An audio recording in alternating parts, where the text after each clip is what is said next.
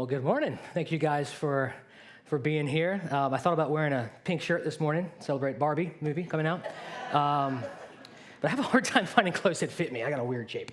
So anyway, thank you for being here. This is how it's going to go today. We are focusing this Sunday on Genesis 20 through 21. Okay, we've got two chapters to cover.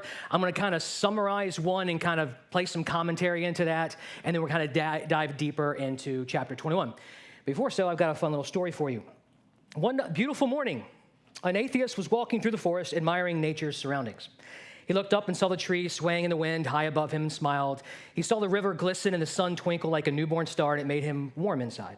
He thought to himself that Mother Nature had made a true and wonderful world.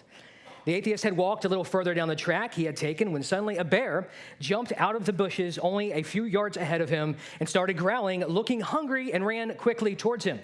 Seeing the big bear bounding towards him, he screamed in horror and started running as fast as he could away from the bear, as any sane person would do.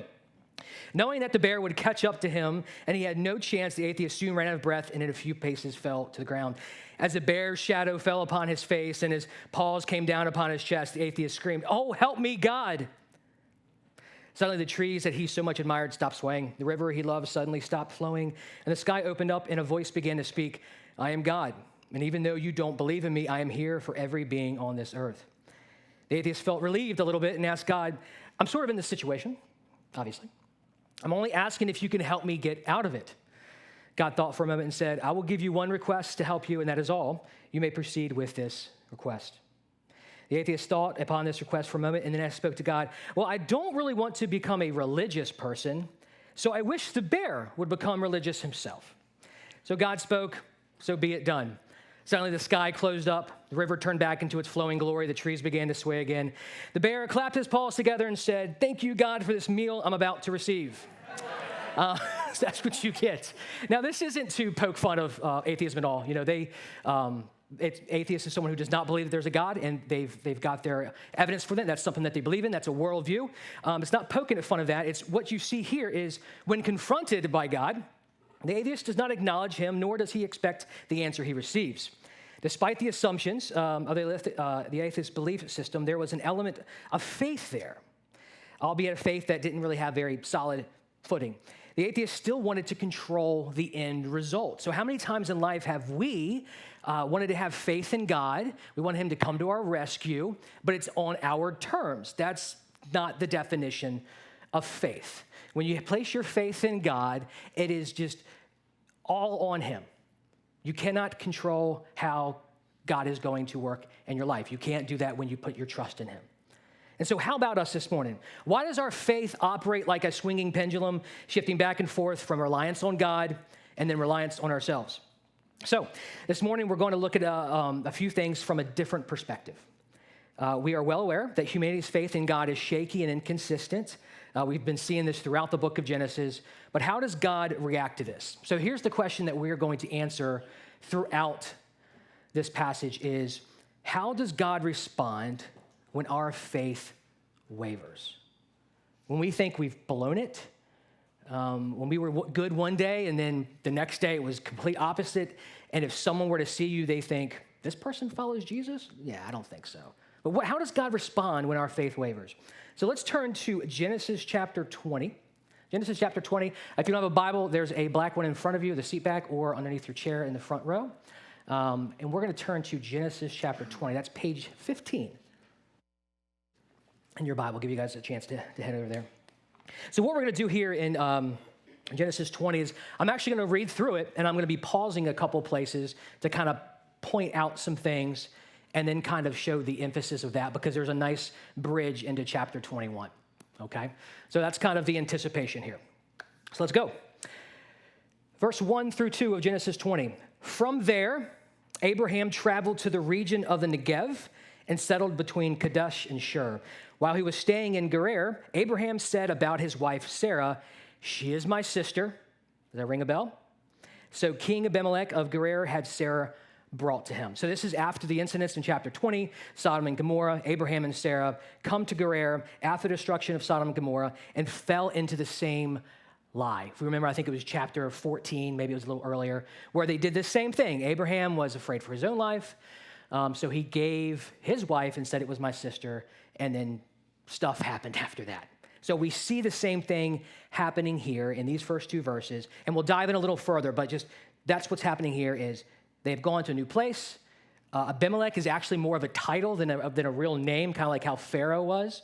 And so that's the interaction that he had, and we'll get into why he reacted that way here in a second. Verse 3, but God came to Abimelech in a dream by night and said to him, you are about to die because of the woman you have taken, for she is a married woman.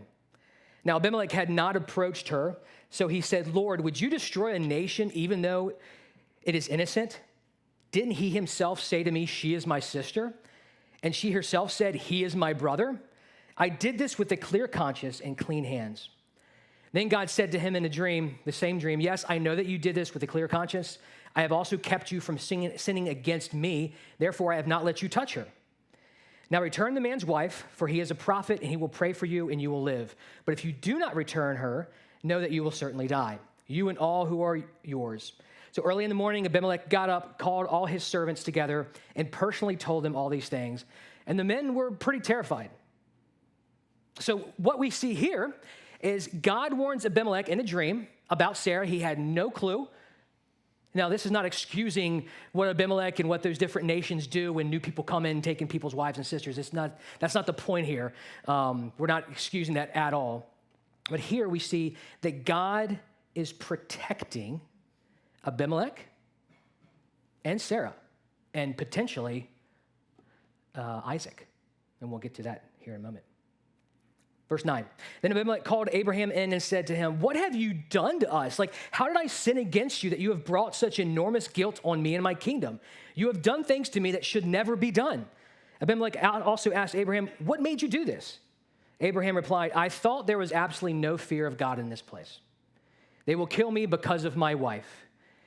Besides, she really is my sister, the daughter of my father, through not the daughter of my mother, and she became my wife. Again, that's not excusing what's going on there, but during the ancient times, that is something that is going on in this context. So when God had me wander from my father's house, I said to her, show your loyalty to me wherever we go and say about me, he is my brother. So now what we have Abimelech approaches Abraham and saying, basically God just told me I'm going to die if I did something that I didn't know I was doing that was wrong. And Abraham, he gives 4 excuses. The same Abraham that we see, be faithful and then unfaithful, faithful and then unfaithful. There's that pendulum. There's that wavering. He gives 4 excuses. First, he says, I thought there was absolutely no fear of God in this place. So he assumed that God was not going before him. He assumed how these people were and was trying to get out in front of it. He also said, well, she, was like my half-sister, so it's not completely a lie. So that's that whole admitting half the truth is still a lie. A half-truth is a lie, and Abraham's trying to get away with it. He also blames God. He said, so when God had me wander from my father's house, when God called me back earlier in Genesis to lead a great nation, to become a great nation, I had to wander. So the reason I'm in this position and having to lie to you about my wife being Sarah, well, that's because God made me leave my hometown. And then the 4th excuse, he says, so when God had me wander from my father's house, I said to her, Sarah, show your loyalty to me wherever we go and say about me, he's my brother. So now if Sarah doesn't say this, she's now being unloyal to her husband. So we see a lot of excuses going on with Abraham. Continuing in verse 14. Then Abimelech took flocks and herds and male and female slaves, gave them to Abraham, and returned his wife Sarah to him. Abimelech said, look, my land is before you. Settle wherever you want. And he said to Sarah, look, I am giving your brother, there's a little bit of sarcasm there, 1,000 pieces of silver. It is a verification of your honor to all who are with you. You are fully vindicated. So we see here that Abimelech restores Sarah and offers gifts, makes it right. Interesting, Abimelech is the one that's being a little more faithful in this case here. And finally, verses 17, 18. Then Abraham prayed to God, and God healed Abimelech, his wife, and his female slaves so they could bear children. The Lord had completely closed all the wombs in Abimelech's household on account of Sarah, Abraham's wife. So here in the end, God heals Abimelech and his household. So lot of stuff going on in that chapter. I'll try to provide a little bit of commentary. But you're probably asking me, that's great, Brian, but so what? Okay, who cares? So what? Explain to me what's going on. So what we see here, 5 different things, is it would seem God's promise of Isaac as an heir was in jeopardy since Sarah is no longer barren. So for the longest time, Sarah could not have children. And then now she can. God has revealed to them, now she can have children. Now she has been taken by Abimelech and more than likely going to be forced to sleep with him. And now the question could possibly come into, who's Isaac's dad? And then everything that we had, everything that God had been telling Abraham and Sarah would be in question. So God protects Abimelech and Sarah's offspring well before they even knew it was needed. So God did not let Abimelech touch Sarah. In fact, he didn't let anybody in his household get pregnant or anything in that way. He closed the wombs before Abimelech even thought about this. So God is going before us and doing things before we even notice it. And we're going to emphasize that more in chapter 21. God shows grace to Abraham, blaming him. Abimelech's penance was more toward God than Abraham to show it was God who was faithful. And then God restores Abimelech, although Abraham showed no concern for how his actions would affect others. So one of the first things that we see in this whole chapter about how does God respond when our faith wavers is he intercedes on our behalf. He intercedes on our behalf. Additionally, I am fairly confident, can't say with absolute certainty, that God has interceded when we had zero clue. That's God's grace, that even when we make mistakes and we're completely unaware of them,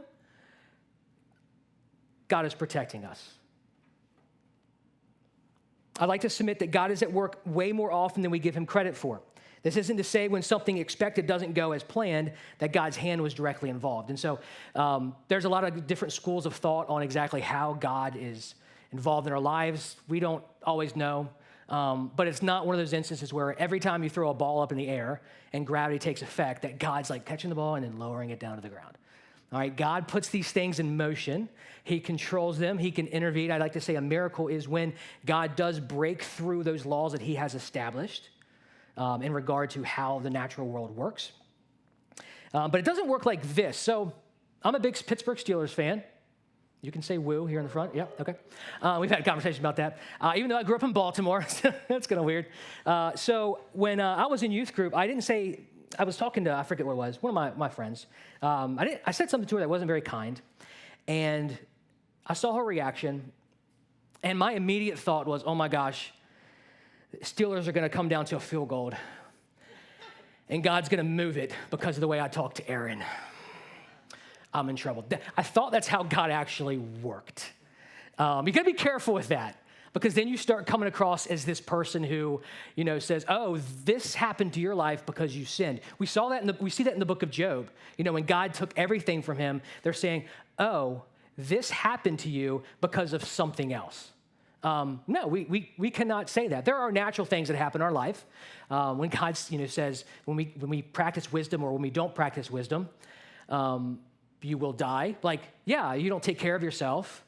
If you join a gang, the chances are a lot of times you're going to die. It's just the natural inclination of these things. But God doesn't care about football, unless it's Tim Tebow, I guess.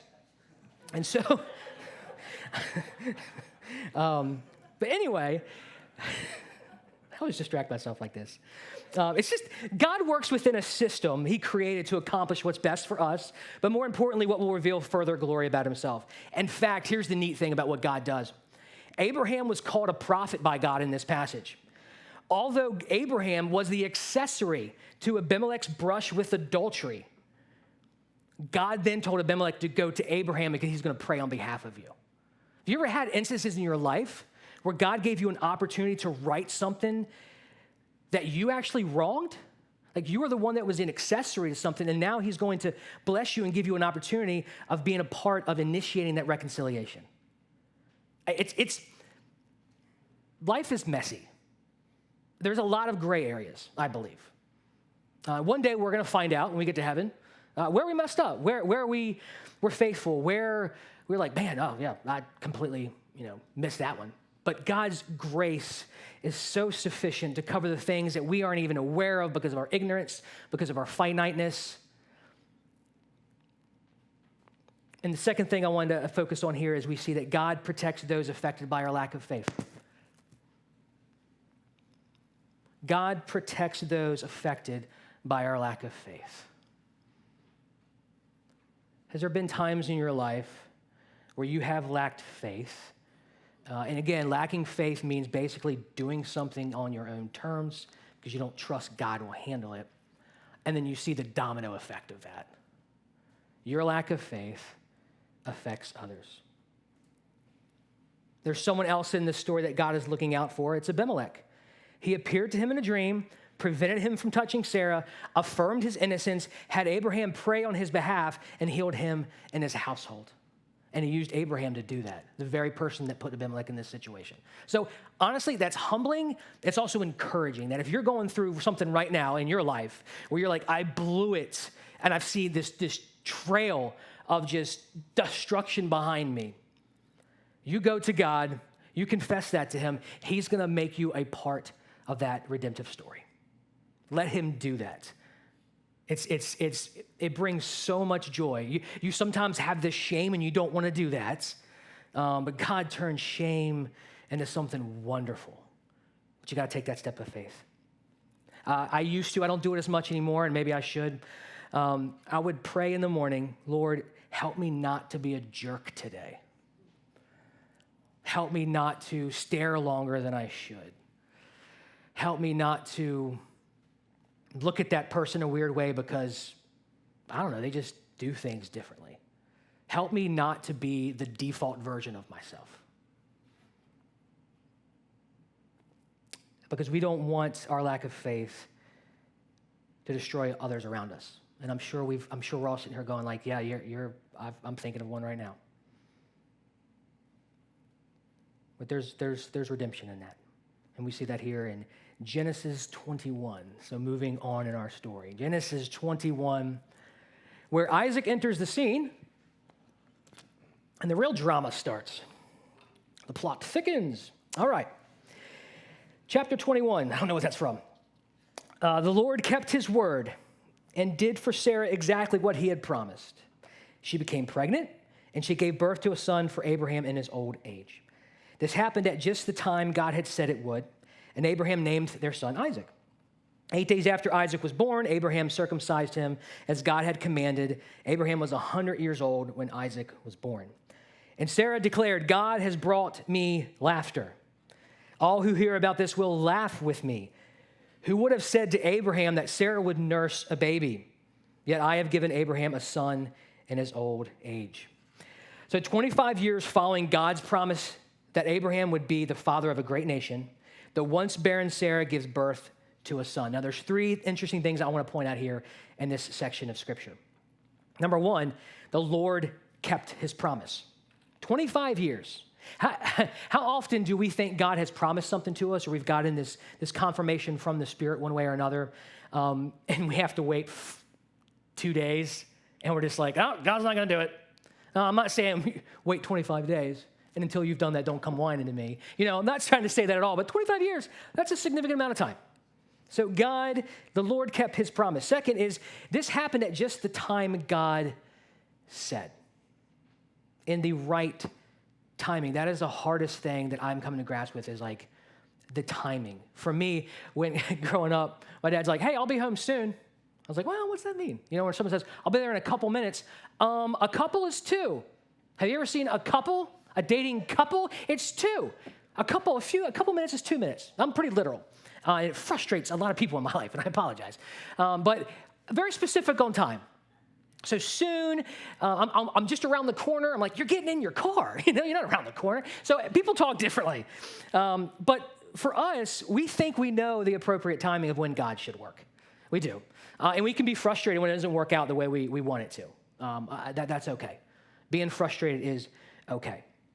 But understanding it's going to happen in God's timing. And don't try to guess it. Sometimes I try to get ahead of God, like This is relevant. He's like, the Lord's going to bring you someone, Brian, when you least expect it. So I'm like, I'm not going to expect it.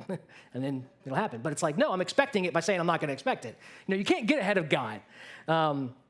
Things are going to happen in God's time. And the third thing I see is we would have to say to Abraham that Sarah would nurse a baby. Who would have that say that Sarah would nurse a baby? That's what Sarah said out loud.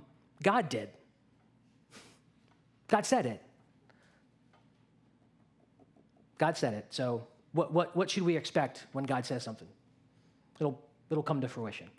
Maybe not the way we think it should, but it will come to fruition.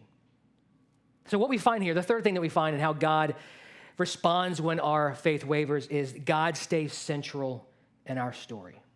God stays central in our story. He is involved in our story. Anything that God does is not a coincidence. Now, I do believe coincidences are a thing. I've got 4 here for you that'll kind of blow your mind. In 2011, a meteor hit the home of a French family with the surname of Comet. John Wilkes Booth's brother, John Wilkes Booth, the one who shot President Abraham Lincoln, his brother Edwin saved the life of Abraham Lincoln's son Robert from falling on the train tracks. In 2001, 2 10-year-old girls named Laura Buxton released and found the same red balloon. So Laura Buxton released this red balloon, wrote on it, said, please return to Laura Buxton. Then Laura Buxton found it, but it was a different one. They ended up meeting each other, and when they met, they found out that not only did they look alike or have some of the same interests, they both had 3 Labrador dogs, a bird, and a hamster, and they both brought hamster to the meeting. What are the odds of this happening? Now you might think, Brian, you're lying. This was on the internet, so it's absolutely the truth.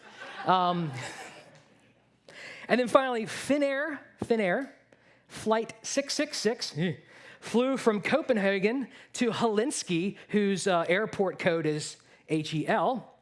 So flew from Copenhagen to Helsinki, hell, on Friday the 13th. And so these are coincidences, and we're like, this is baffling. Is this true? But I think deep down inside, we're like, okay, yeah, might not be probable, but it's possible. Sure. So why is it that these coincidences aren't just like, they're really cool, but we don't doubt them for a second? Some of you might. But a lot of times we don't doubt them for a second. Yet we have a God who, does immense things for us, for this world, creator of the universe. And when he says he'll do something straight up, we don't believe him. We don't believe him. Our faith begins to waver. See, the God that we serve is one who pursues a personal relationship with his enemies, turns them into his friends, and is intentional in all his interactions with them. And we begin to see this in verses 8 through 11, where we'll turn our attention now. When Isaac grew up and was about to be weaned, Abraham prepared a huge feast to celebrate the occasion. But Sarah saw Ishmael, the son of Abraham, and her Egyptian servant Hagar, making fun of her son Isaac. So she turned to Abraham and demanded, get rid of that slave woman and her son. He is not going to share the inheritance with my son Isaac. I won't have it. This upset Abraham very much because Ishmael was his son. So approximately 3 years have passed when this weaning feast is held. Basically, weaning during this time, a child born age 0 to 3 was still very, very susceptible to death. Don't have all the modern things that we have today. And so you even think about, was there possibly some doubting in people's minds as far as like, okay, yes, God, Isaac has been born, but we still have to get through these 3 years of this weaning period. That's why there was such a great celebration here. So sometime during this celebration, Ishmael scoffed or mockingly laughed at either Isaac or the fact that this, maybe in his mind, this little punk is going to become the heir after all these years. Keep in mind, Ishmael is probably around 13 years old at this time. 13 years is separating these two, so he's 16. But Sarah noticed this scoffing, and she did not like it. And she commanded Abraham to get rid of his slave woman and her son. So she can't even say Hagar. She can't even say Ishmael, the slave woman and her son. Now, this directive from Sarah truly troubled Abraham. Yes, being yelled at family members or anything is not fun. It's not pleasant. But Ishmael was still Abraham's son. Dylan had mentioned, I think it was a couple weeks ago, that Abraham thought that this was going to be the heir. Like, Isaac had not been born. Sarah was still barren. So he's like, okay, well, I'll sleep with Hagar, and Ishmael will be my son. This whole Isaac person or Sarah having a baby, I have heard nothing about it in a long time. Again, 25 years.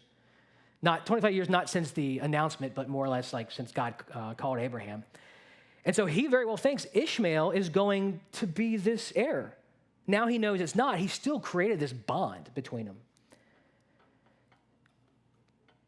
So there's this bond here, and his wife doesn't care for it. Continuing in verse 12. But God told Abraham, do not be upset over the boy and your servant. Do whatever Sarah tells you. For Isaac is the son through whom your descendants will be counted. But I will also make a nation of the descendants of Hagar's son, because he is your son too. So Abraham got up early in the morning, prepared food in a container of water, and strapped them on Hagar's shoulders. Then he sent her away with their son, and she wandered aimlessly in the wilderness of Beersheba. So despite Sarah's anger and Abraham's disappointment, God steps in. We see this action from God over and over and over again in Scripture. While we often wonder why God takes so long, he may seldom be early, but he is never late. In fact, what we are about to see, this very important point, is that God provides for the neglected. God provides for the neglected. When the water was gone, verse 15, she put the boy in the shade of a bush. Then she went and sat down by herself about 100 yards away. I don't want to watch the boy die, she said as she burst into tears. But God heard the boy crying, and the angel of God called to Hagar from heaven, Hagar, what's wrong? Do not be afraid. God has heard the boy crying as he lies there. Go to him and comfort him, for I will make a great nation from his descendants. Then God opened Hagar's eyes, and she saw a well full of water. She quickly filled her water container and gave the boy a drink. And God was with the boy as he grew up in the wilderness. He became a skillful archer, and he settled in the wilderness of Paran. His mother arranged for him to marry a woman from the land of Egypt. So things were they were looking pretty rough for Hagar and Ishmael. They are wandering, their resources have been depleted. Ishmael is on the verge of dying, and Hagar is absolutely sobbing uncontrollably. However, verse 17 says, but God heard the boy crying. This is pointing us back to when Hagar was once again banished and alone, and God reached out to her. It's where Hagar called God El Rohi, the God who sees me or hears me. God provided water at just the right moment. Things improved. Ishmael grew up, became a skilled archer, and married an Egyptian woman. So Hagar and Ishmael, according to in the courts of Abraham, were neglected. Were neglected because earlier, Abraham and Sarah tried to put things into their own hands.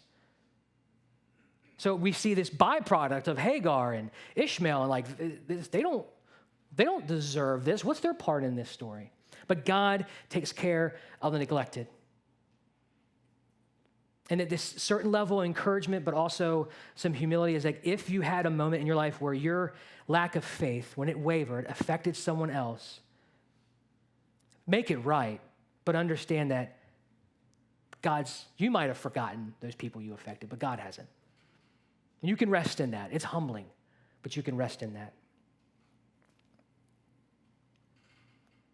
Now, just wanting to summarize the last chapter of this verse, because it really hits home on how we can make sure that we don't allow our faith to waver. In verses 22 through 34, this passage of Scripture looks kind of out of place. This just doesn't really fit. But again, those, as Pastor Dylan has said, those headings are not God-inspired. They're there to help us out. So what we see here is Abimelech, which is probably more than likely a different one from the previous one. Some years have passed. Recognizes that God is with Abraham. The two, along with their commander, along with Abimelech's commander, introduce a pact or a treaty as neighbors. Before doing so, however, Abraham has some unfinished business to take care of. All right, again, I'm just summarizing these last 12 verses. Unbeknown to Abimelech, some of his servants had seized a well that Abraham dug. This may seem kind of petty, but wells were an integral plot to those with lots of livestock and property.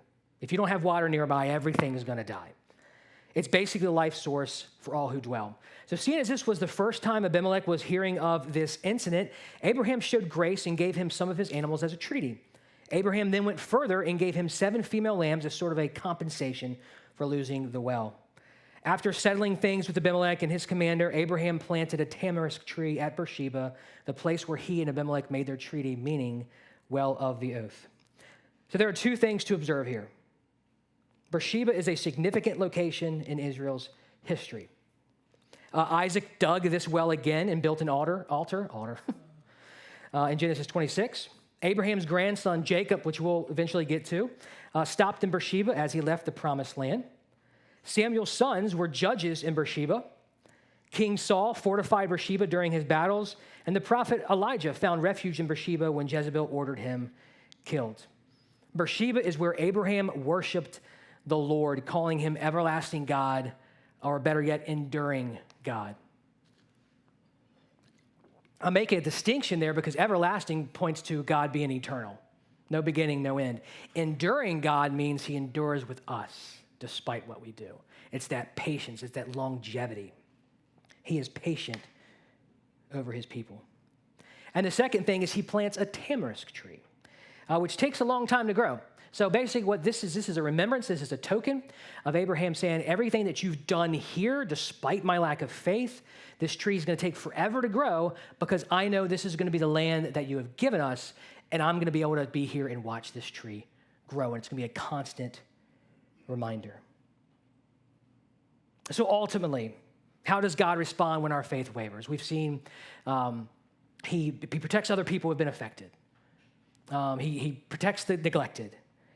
But ultimately, God reminds us of his promises. When our faith wavers, and again, why does our faith waver? A lot of times it's like because you've forgotten what God is like. You've forgotten what God's done in your life.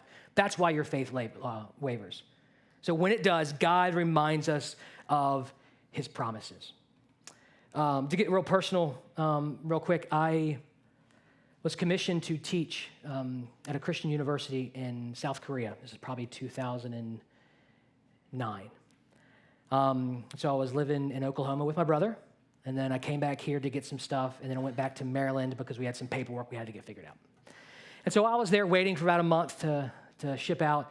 I wouldn't say I met a girl. I kind of re-met or rekindled a friendship with a girl there that I should not have. Just stupid. But when I flew to South Korea, my heart was so much stuck in Maryland. I could not teach properly. I was only there for 2.5 months, and it was supposed to be a full year. Right? This isn't fun to talk about, but I left in the middle of the night. Didn't tell anybody. I had a friend pay my airplane ticket. My faith was definitely wavering, perhaps not even there. And so I flew into Florida to meet her and her family because they were there vacationing. Got back to Maryland, and my parents did not approve. It wasn't so much of a like, this is a terrible person. It's just like, Brian, like this is not, you're not in the right mindset doing this. This is not, you're not being very obedient to the Lord right now. So I came home, and I didn't have a job, I didn't have a car, I didn't have any money, and I didn't have a place to stay. And so me and her, we were going to move in together because that was going to be convenient, as a lot of times we say. There was more to it than that. And then she broke up with me. So this isn't a sob story. It sounds bad. But she broke up with me. And then I actually spent some time praying and fasting to see about what my future holds. I'd been to seminary. It just goes to show you, I had just graduated seminary. I go to South Korea to teach at a Bible college. I leave early. I'm dating someone I shouldn't, wanting to live with her. Now I'm fasting and praying. Can you kind of see what God allows to happen in our lives? Is that you can't mess anything up. Ultimately, you can hurt other people. You can have regrets. Sometimes consequences follow the rest of your days. But as far as Jesus and what he has for you, what God has for you, redemption is always possible. We see that in Abraham. He's the one that pushed Abimelech, hey, this is my sister. Sleep with her. And then Abraham's the one who restored him by praying for him. So for all of this stuff, I went and had some time of prayer and fasting because I'm like, Lord, what do you have of me? I went to seminary. I was being called to ministry. Then I wasn't called to ministry. Then I was being called to ministry. Well, 17 years later, standing here trying to preach after fighting and fighting and fighting and fighting.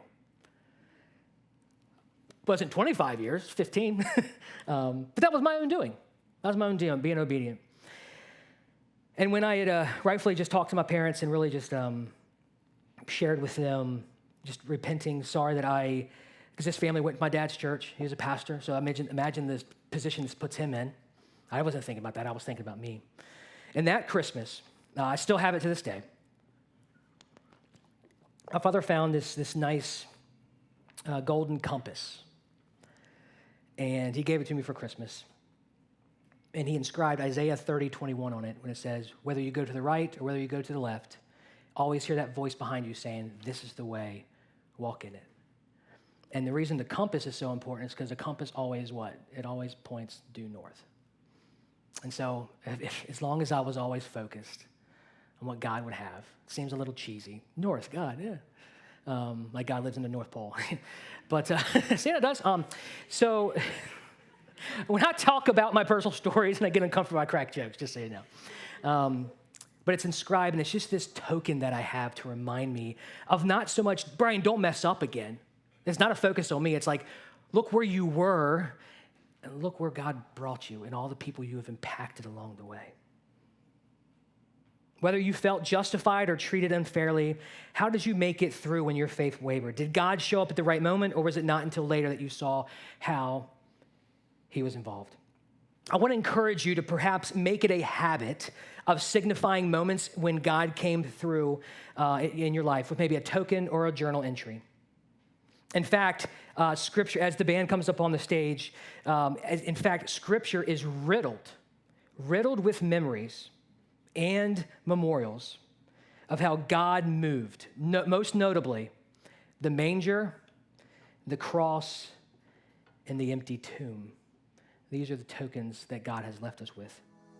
Hey, thanks so much for checking out this video. We upload new videos every week to help encourage you in your faith in Jesus. So be sure to subscribe to this channel so that you never miss a thing.